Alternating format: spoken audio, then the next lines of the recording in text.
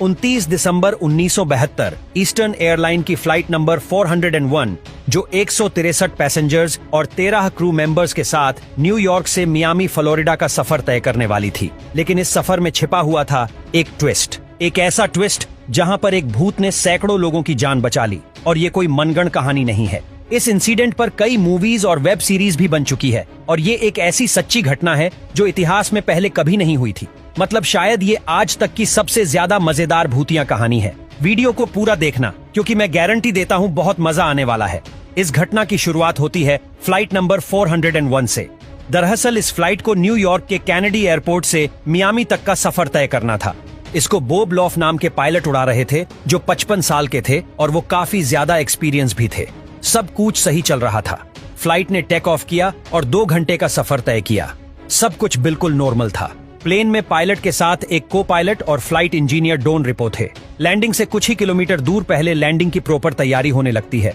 लेकिन तभी आता है कहानी में ट्विस्ट। प्लेन की लैंडिंग कराने के लिए प्लेन का फ्रंट व्हील खोलना पड़ता है और उसके लिए को पायलट ने लिवर को डाउन किया। जब प्लेन का पहिया प्लेन से बाहर आ जाता है तो एक इंडिकेशन जलता है, लेकिन वो इंडिकेशन नहीं जला।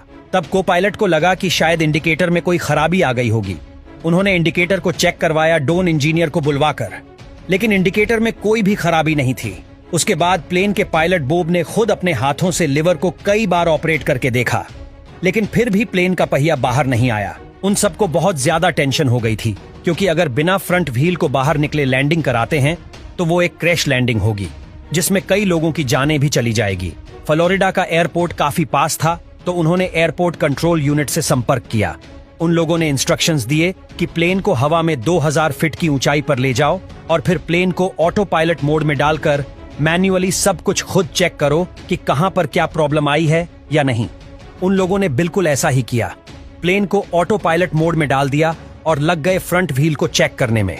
प्लेन का पहिया पूरी तरीके से जाम हो चुका था, वो खुल ही नहीं रहा था और इसी दौरान ये लोग प्लेन के डायरेक्शन पे ध्यान देना भूल गए।